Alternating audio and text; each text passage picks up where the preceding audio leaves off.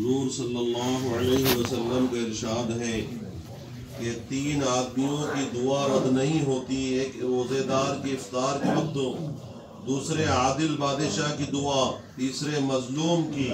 جس کو حق تعالی شانہ بادلوں سے اوپر اٹھا لیتے ہیں اور آسمان کے دروازے اس کے لیے کھول دیے جاتے ہیں، اور ارشاد ہوتا ہے کہ میں تیری ضرور مدد کروں گا، گو کسی مصلحت کی وجہ سے دور ہو جائے۔ حضرت عمر رضی اللہ عنہ حضور اکرم صلی اللہ علیہ وسلم سے نقل کرتے ہیں کہ رمضان میں اللہ کو یاد کرنے والا بخشا بخشایا ہے اور اللہ سے مانگنے والا نامراد نہیں رہتا۔ حضرت ابن مسعود رضی اللہ عنہ کی ایک روایت سے ترغیب میں نقل کیا ہے کہ رمضان کی ہر رات میں ایک منادی پکارتا ہے کہ اے خیر کے تلاش کرنے والے متوجہ ہو اور آگے بڑھ، اور اے برائی کے طلبگار بس کر اور آنکھیں کھول۔ اس کے بعد وہ فرشتہ کہتا ہے کوئی مغفرت کا چاہنے والا ہے کہ اس کی مغفرت کی جائے، کوئی توبہ کرنے والا ہے کہ اس کی توبہ قبول کی جائے، کوئی مانگنے والا ہے کہ اس کا سوال پورا کیا جائے۔ اس سب کے بعد یہ امر بھی نہایت ضروری اور قابل لحاظ ہے، دعا کے قبول ہونے کے لیے کچھ شرائط بھی وارد ہوئی ہیں کہ ان شرائط کے فوت ہونے سے بسا اوقات دعا رد کر دی جاتی ہے۔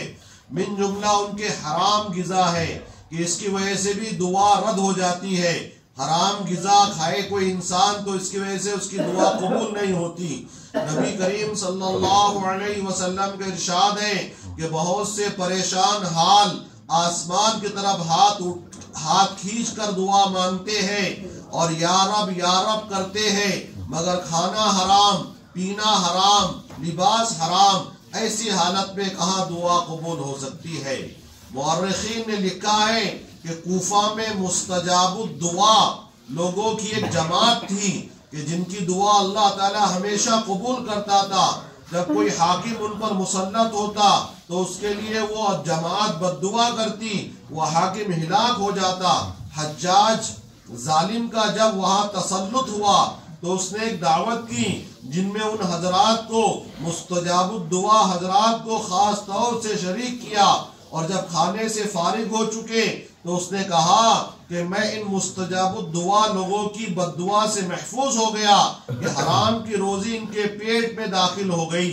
اس کے ساتھ ہمارے زمانے کی حلال روزی پر بھی ایک نگاہ ڈالی جائے، جہاں ہر وقت سود تک کے جواز کی کوششیں کی جا رہی ہو، ملازمین رشوت کو اور تاجر دھوکہ دینے کو بہتر سمجھتے ہو، اس پر بھی غور کرنا چاہیے۔